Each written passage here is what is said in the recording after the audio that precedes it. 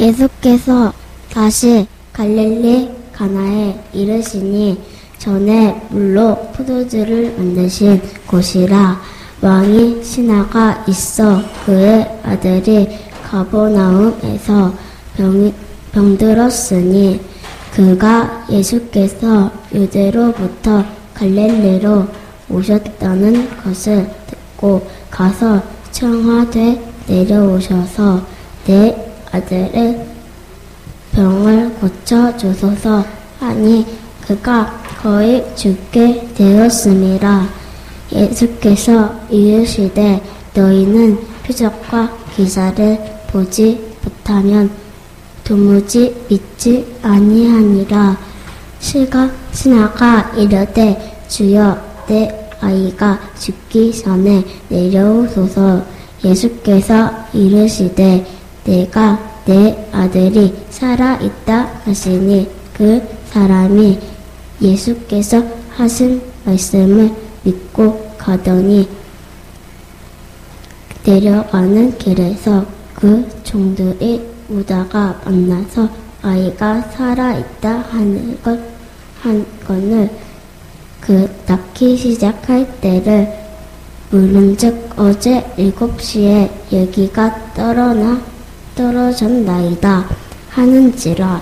그의 아버지가 예수께서 내 아들이 살아있다 말씀하신 그때인 줄 알고 자기와 그 온 집안이 다 믿으니라. 이것은 예수께서 유대인들에게 갈릴리로 오신 후에 행하신 두 번째 표적이니라. 아멘. 아멘. 요한복음 4장 46절에서 54절까지는 예수님의 7가지 표적 세메이온 중에 두 번째 표적입니다. 부제로 자신의 한계를 뛰어넘는 믿음 또는 신앙이라고 제목을 붙여봤습니다. 자신의 한계를 어떻게 뛰어넘을 수 있는가에 대해서 오늘 본문이 이야기합니다. 제가 어릴 적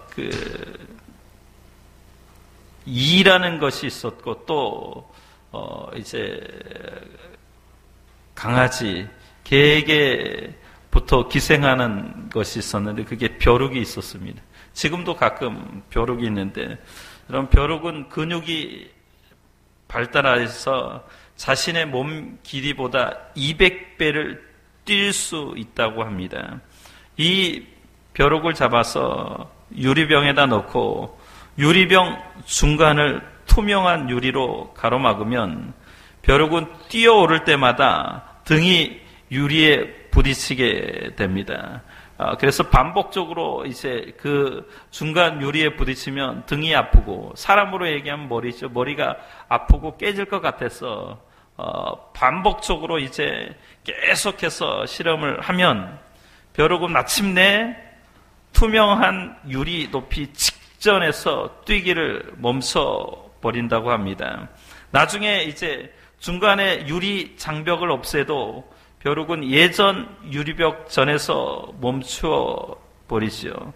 벼룩은 결국 자신의 세계를 이제 유리 칸막이 이하로 제한시켜 버린다는 것입니다. 제가 왜 이런 얘기를 하는지, 사람도 그런 경향이 있습니다. 자신이 경험한 것 이외에는 믿으려고 하지 않는 그런 습성이 있습니다. 자신이 알지 못하는 것은 진실로 받아들이려고 하지 않습니다. 자신의 능력 밖의 것은 일어나지 않을 것으로 알지요. 사람은 이와 같이 인식의 한계, 능력의 한계, 경험의 한계에 갇혀 새로운 세계로 나아가기를, 미지의 세계로 나아가기를 싫어하는 그런 경향이 있습니다.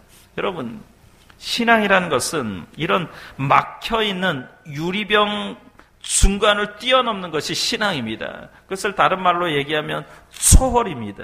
신앙이라는 것은 이성의 세계를 뛰어넘는 거예요. 내 경험의 세계를 뛰어넘는 거예요.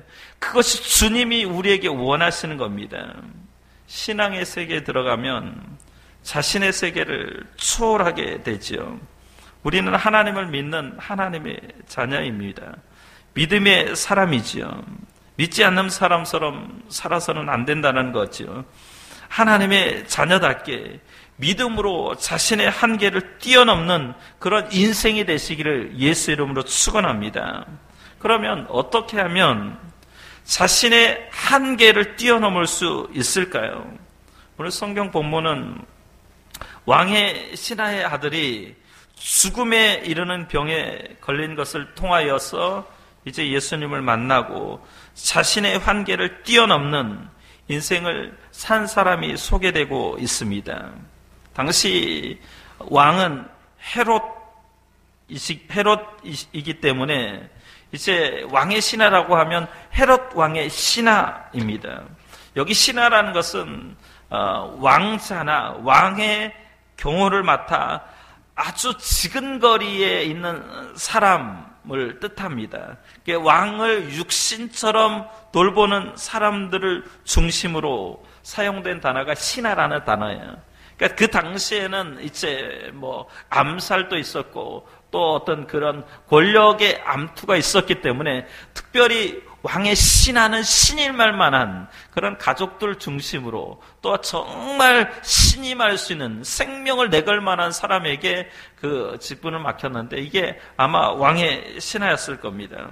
그렇기 때문에 누가복음 8장 3절에 보면 헤롯의 청지기 구사라고 추측하는 사람도 있고 또 사도행전 13장에 보면 분봉왕 헤롯의 젖동생 마나엔이라고 추측하는 사람도 있습니다. 그 누구도 정확히 이분이 누구인지는 모릅니다. 그러나 우리가 추측할 수 있는 것은 분명히 그는 왕궁에 살았던 사람이면 분명합니다. 그리고 왕궁에 살았기 때문에 막강한 권력과 그리고 부를 가지고 소유한 사람일 것입니다. 이런 것을 가지고 있으면 평범한 사람이 하지 못하는 능력을 발휘할 수 있습니다. 현대로 얘기하면 전화 한 통하면 모든 일들을 해결할 수 있는 그런 사람이겠지요. 그런데 사랑하는 아들이 병들어 죽게 되었습니다. 자신의 힘으로는 도저히 어찌할 수 없는 그런 한계 상황을 부딪힌 겁니다. 이런 절박한 상황에서 지금 자신이 사는 곳이 어디냐면 가버나움입니다. 그런데 가버나움에서 지금 예수님이 계신 곳은 어디냐면 갈릴리 가나입니다. 대략 34km가 되는 거리에 있습니다. 자신이 사는 곳에서 예수님 계시는 그곳으로 34km나 되는 그곳으로 지금 올라갔습니다. 그리고 예수님을 통하여서 자신의 한계를 뛰어넘어 자식이 낫게 되는 기쁨을 누리게 되었습니다. 오늘 우리도 삶의 현장에서 각각이 한계에 부딪힐 때가 있습니다.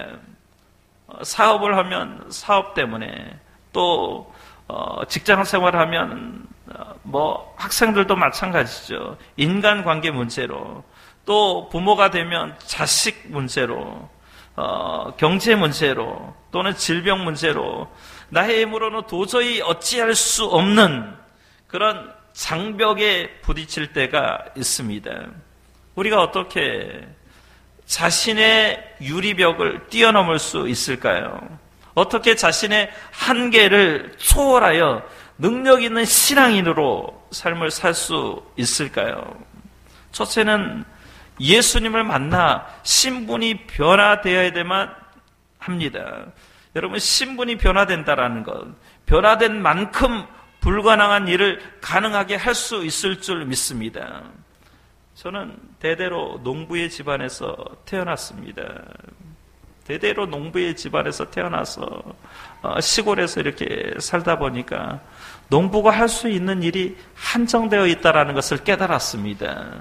농부의 시각으로 세상을 바라본다라는 것은 마치 우물가의 개구리처럼 그렇게 우물가에서 하늘을 바라보는 것과 같습니다. 그래서 농부가 할 수 있는 일이 있습니다, 분명히. 판사가 할 수 있는 일이 있고 대통령이 할 수 있는 일이 있습니다. 대부분 신분의 변화를 어떻게 가져올 수 있느냐? 여러분, 신분의 변화는 두 가지로 가져올 수 있습니다.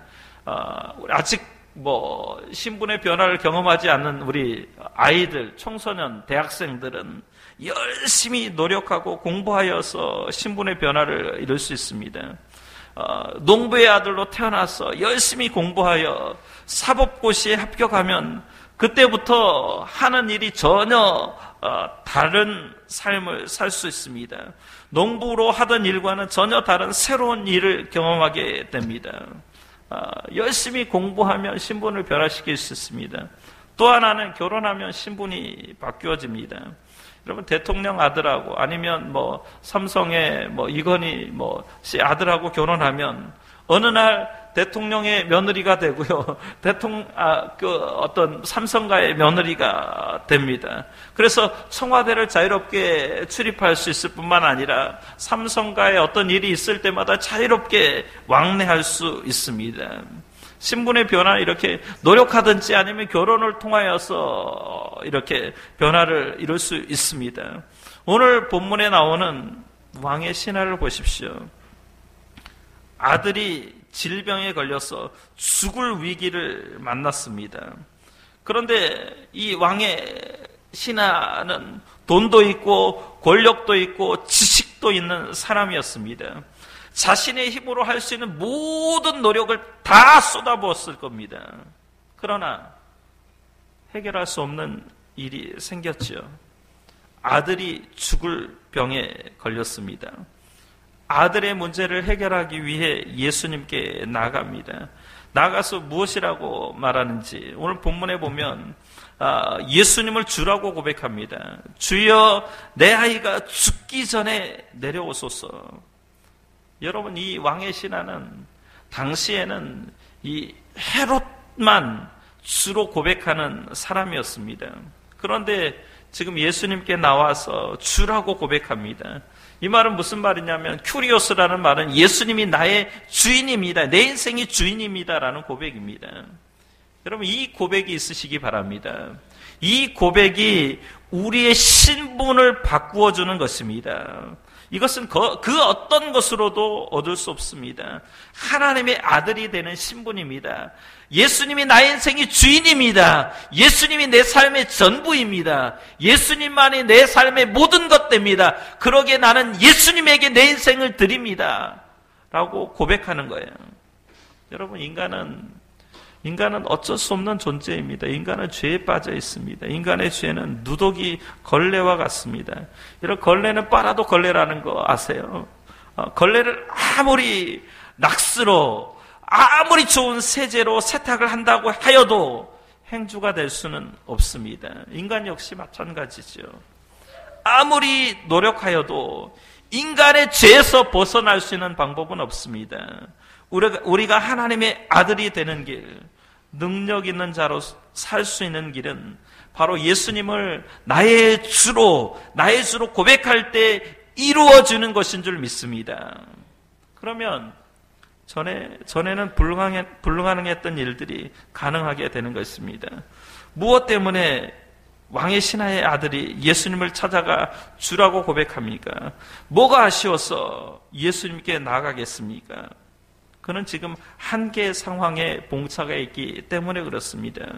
예수님께서 그를 핀잔하는데도 그는 예수님께 메어 달리며 예수님을 주라고 고백합니다. 이전에 헤롯 왕만이 자신의 주인이었던 사람이죠. 그런데 이제 예수님이 자신의 인생의 주인이죠. 여러분, 저는 오늘 본문 말씀 보면서 오히려 우리 인생의 삶의 평탄함은 우리를 나태하게 하고 우리를 게으르게 만들고 우리를 도태시키는 일이라는 것을 경험하게 됩니다. 때로는 환난이라는 것이, 핍박이라는 것이 또 다른 하나님의 축복의 얼굴인 줄 믿습니다. 그리고 우리 성경에 보면 분인 나가 있기에 한나가 열심히 기도한 거 아니에요. 바로가 있기 때문에 모세 같은 위대한 지도자가 나오는 것 아니에요. 골리앗 때문에 다윗이 있는 것 아닙니까? 때로는 고난이 우리를 강하게 하고 또 성장을 시키는 지름길이 될 수 있습니다. 그래서 시편 119편 71절에 고난당하는 것이 내게 유익이라 이로 인하여 내가 주의 율례를 배우게 되었나이다 라고 시인은 고백합니다. 시인 가운데 미즈노 겐소라는 일본 사람이 있습니다. 언젠가 제가 아마 설교를 했던 기억이 있습니다. 이분은 11살일 때 뇌성마비로 성장이 멈추었습니다. 그때부터 뇌성마비 때문에 성장이 멈추었기 때문에 자기 손가락 하나 움직이지 못한 채 뼈에 가만히 살만 덮어 놓은 것 같은 그런 인생을 삽니다. 하반신이 완전히 다 마비되었습니다. 그가 성장한 것은 얼굴밖에 없는데 자신이 마음대로 움직일 수 있는 것은 그 얼굴의 눈동자 외에는 아무것도 없었습니다. 그런데 그분이 병 중에 고통 중에 예수님을 만났습니다. 그는 그리고 이렇게 노래합니다. 내가 만일 괴롭지 않았더라면 하나님의 사랑을 받아들이지 않았을 것을, 만일 모든 형제 자매들이 괴롭지 않았더라면 하나님의 사랑이 전해지지 않았을 것을. 제목은 괴롭지 않았더라면입니다. 오늘 이 시간 사랑하는 성도 여러분, 자녀 문제로 괴로움을 가지고 계시는 분이 있습니까? 아무리 풀려고 해도 문제가 해결되지 않는 그런 인생의 숙제가 있습니까? 어떤 분이 그러더라고요. 질병에 걸렸는데 나만 왜 재수 없이 이렇게 질병에 걸렸느냐고 원방하는 분이 있으십니까? 그것이 오늘 우리를 향한 주님의 초청장인 줄 믿습니다. 손 벌리고 기다리시는 우리 주님을 만나시는 그런 귀한 경험을 하시기를 예수 이름으로 축원합니다. 우리를 치료하시는 그런 예수님을 만나야만 합니다. 그때 우리 삶이 변화됩니다. 두 번째는 예수님을 믿음으로 능력의 한계를 뛰어넘어야 될 줄 믿습니다. 여러분, 우리가 예수를 만나면 저절로 능력의 한계를 뛰어넘으며 살 수는 없습니다. 믿음이 있어야 되죠. 믿음으로 능력의 한계를 뛰어넘을 수가 있습니다. 오늘 왕의 신하는 자신의 한계를 믿음으로 뛰어넘습니다. 오늘 본문 48절에 보니까 예수께서 이르시되 너희는 표적과 기사를 보지 못하면 도무지 믿지 아니하리라 이렇게 말씀합니다. 그러니까 왕의 신하의 아들은 도무지 믿지 않는 사람에 속한 사람이었습니다. 그러나 그에게는 작은 신락 같은 그런 믿음이 있었습니다. 예수님에 대한 소문을 들은 거죠. 예수님께서 갈릴리 가나 혼인잔치에서 첫 번째 기적을 베풀었다는 그 소식을 들은 거예요. 갈릴리 가나, 지난주에 말씀드렸던 그 혼인잔치에서 물이 포도주로 변화했다는 소식을 들었습니다. 직접 자신의 눈으로 목격하지는 못했지만 소문을 들은 거죠. 그리고 그 아들을 고치고자 하는 열망으로 예수님께 나왔습니다. 지금 왕의 신하가 어디에 있습니까? 가버나움에 살고 있습니다. 거리는 대략 34km가 되는 그 먼 거리에 살고 있습니다. 지금이야 자동차가 있으니까 34km면 대략 10분, 20분 정도에만 갈 수 있지만 그 당시 34km는 꽤 먼 거리입니다.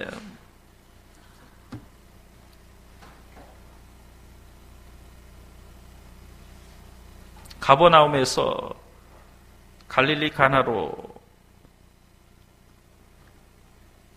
믿음을 가지고 왕의 신하의 아들이 찾아갑니다. 그런데 중요한 건 뭐냐면 예수님이 무슨 말씀을 하시든 이 사람에게 상관이 없는 거예요.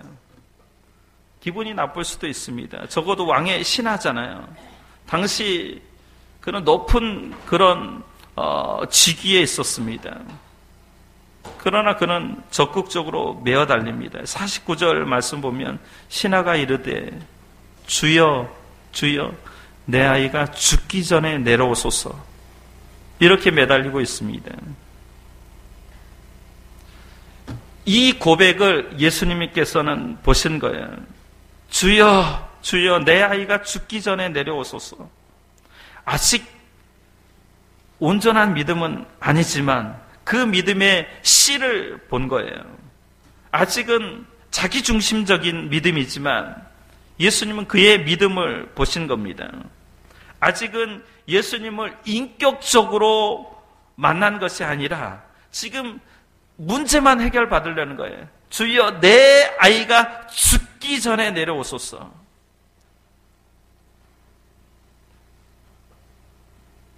이기적인 믿음이지만 주님은 그 믿음을 보신 겁니다. 우리 예수님은 사람을 볼 때 바로 이 믿음을 보시는 겁니다. 그리고 그 믿음을 통해서 인간 능력의 한계를 뛰어넘는 그런 은혜를 베풀어 주시는 것이죠. 예수님이 왕의 신하의 아들에게 가야만 나을 수 있다라는 그 믿음에서 말씀을 신앙으로 큰 믿음을 가지게 됩니다. 전적으로 예수님의 말씀을 신뢰하는 믿음이죠.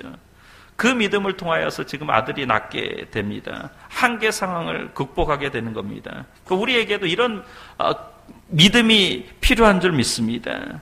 오직 믿음, 예수에 대한 믿음, 예수님이 함께하면 못할 일 없겠다는, 능치 못할 일 없겠다는 그 확실한 믿음이 한계상을 뛰어넘을 수 있는 줄 믿습니다. 예수님께서 말씀하셨습니다. 예수께서 이르시되 할 수 있거든이 무슨 말이냐? 믿는 자에게는 능치 못할 일이 없느니라. 마가복음 9장 23절에 말씀했습니다. 사람의 능력에는 한계가 있습니다. 자신의 힘으로는 어찌할 수 없는 능력의 한계가 있죠. 아무리 눈이 좋다고 해도 멀리 있는 것을 다 볼 수 없습니다. 아무리 귀가 잘 들린다고 해도 우리 인간은요, 너무 큰 소리는 듣지 못하고 너무 작은 소리도 또 듣지 못합니다. 아무리 유능한 의사라고 할지라도 모든 병을 다 고칠 수는 없습니다.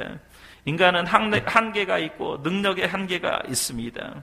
오늘 본문에 왕의 신하가 나오는데 이 사람이 사실 누구인지는 잘 알려져 있지 않습니다.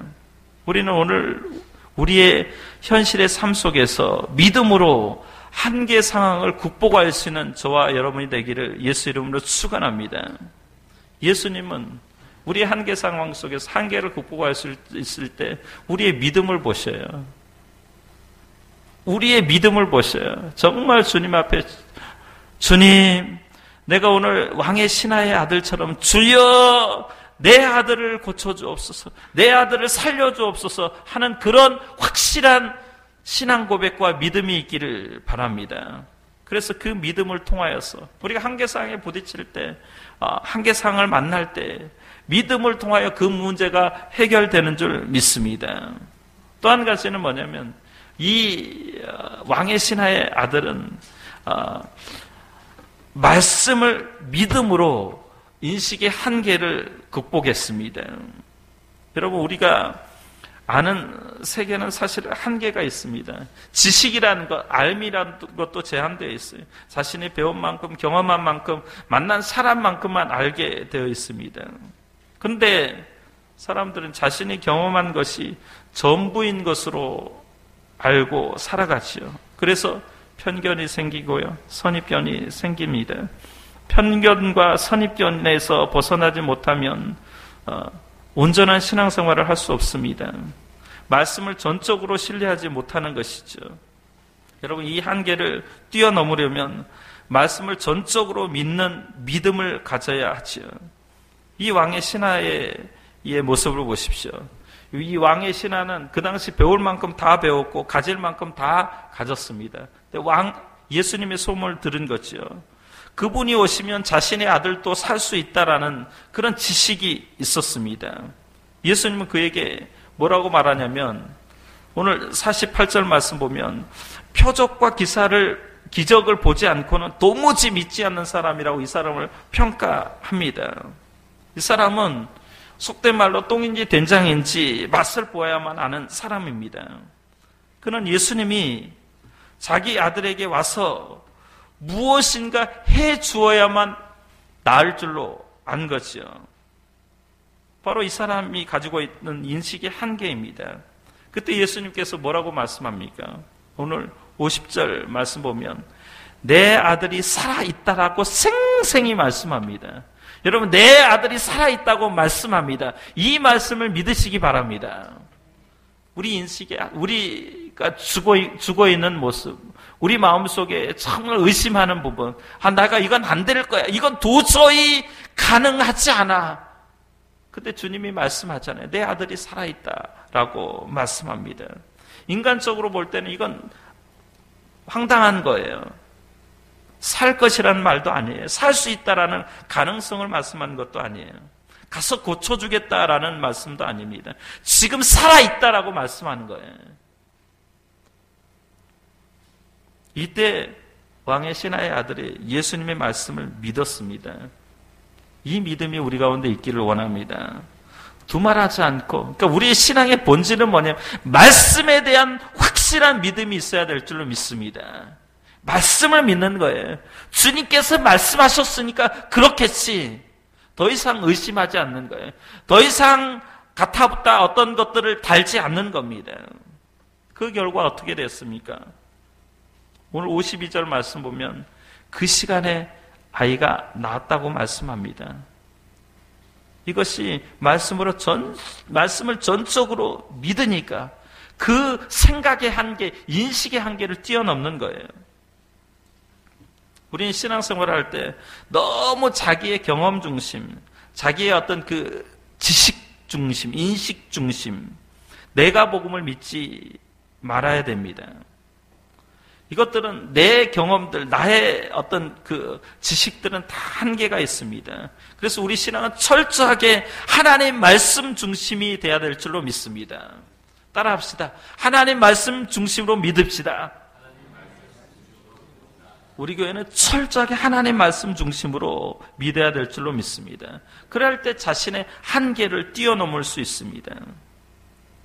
로마서 10장 17절 말씀 보면 그러므로 믿음은 들음에서 나며 들음은 그리스도의 말씀으로 말미암느니라 라고 말씀합니다. 그리스도의 말씀이 우리의 영혼을 살리고 그리스도의 말씀이 우리의 인식의 한계를 뛰어넘고 그리스도의 말씀이 들어가면 우리의 죽었던 뇌도 살아나는 역사가 있습니다. 말씀은 능력이 있어요. 말씀으로 온 세상을 창조하셨어요. 말씀이 우리 심령 가운데, 우리 마음 가운데 이제 좌정하게 되면 우리 삶을 변화시킬 수 있는 힘이 생기고 능력이 생기는 줄 믿습니다. 그래서 늘 우리는 말씀을 의지해야만 합니다. 자기 스타일, 편견, 아집, 고정관념을 따라 예수님을 믿지 말아야 됩니다. 말씀을 전적으로 신뢰하고 믿는 것이 온전한 믿음입니다. 우리가 예수님을 믿는다고 할 때 나를 위해서 십자가에 달려 돌아가신 예수님, 그리고 부활을 통해 내 죄가 용서되고 구원받았다라는 그 믿음을 믿지만, 여러분 구체적으로 뭐냐면 우리가 예수님을 뭘 믿어요? 예수님의 인격을 믿는 거예요. 그러니까 예수님의 인격은 뭐냐면 그분의 인격을 믿으면 그분의 인격을 통하여 말씀하신 그 사실을 믿는 거예요. 그래서 요한복음에는 말씀이 뭐예요? 인격이 된 거예요. 로고스가 된 거예요. 그 로고스에 기록된 말씀이 하나님의 능력이 되는 겁니다. 예수님은 지금 이 사람의 문제를 해결하기 원했습니다. 문제만 해결되는 것이 아니라 그의 영혼, 그의 마음을 고쳐주시길 원하는 것이요. 예수님을 전적으로 신뢰한 결과 어떻게 됩니까? 51절 말씀 보면 아이가 고침받는 것으로 끝나는 것이 아닙니다. 52절 말씀 보면 말씀을 믿는 믿음이 그대로 실상으로 나타나는데 53절에서는 믿음의 조그마한 불씨가 타오르기 시작합니다. 그가 왕의 신하의 아들이 예수를 믿으니까 온 가족이 예수님을 영접하게 됩니다.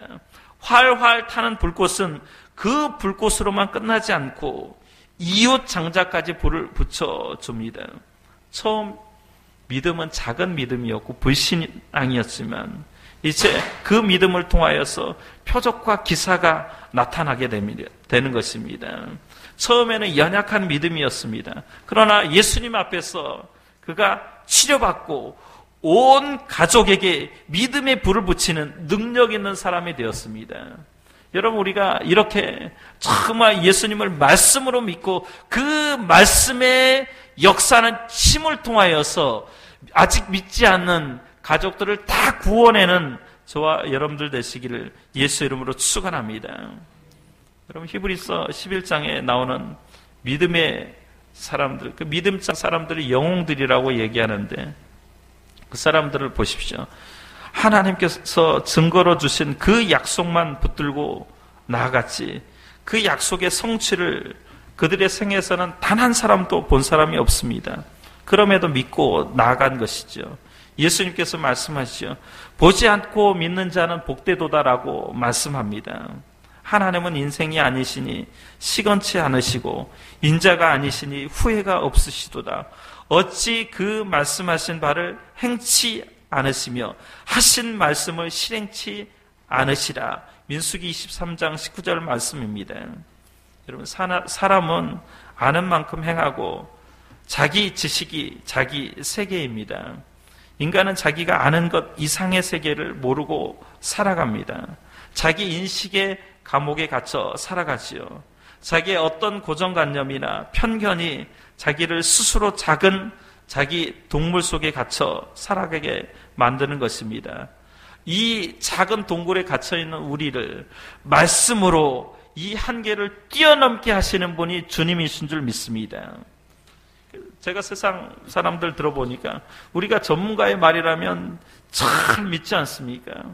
그런데 천지를 창조하신 하나님의 말씀을 왜 믿지 않으려고 하는지 이해를 못하겠습니다. 하나님의 말씀을 믿으시기 바랍니다. 그러면 그 현상에서 자신의 인식의 한계를 뛰어넘는 기적을 체험할 것입니다. 도무지 이성적으로 사랑할 수 없는 사람을 말씀에 의지해서 사랑해 보십시오. 거기에 기적이 있는 줄 믿습니다. 도무지 용서할 수 없는 사람을 말씀에 의지해서 말씀이 용서하니까 용서해 보십시오. 그곳에 기적이 있는 줄 믿습니다. 아브라함은 보이지 않는 하나님을 보는 것처럼 믿었습니다. 말씀을 믿고 나아갈 때 그는 가면서 아들이 살아났다라는 환희의 기쁨의 소식을 듣습니다. 이게 복음 아닙니까? 여러분 삶 가운데 한계가 있습니까? 오늘 주님이 말씀합니다. 가라, 내 아들이 살아났느니라. 이 예수님의 말씀을 믿고 나가십시오. 머지않는 우리 인생길 가운데 정말 기쁨의 소식이 저와 여러분 가운데 차고 넘치도록 들릴 줄 믿습니다. 기도하겠습니다.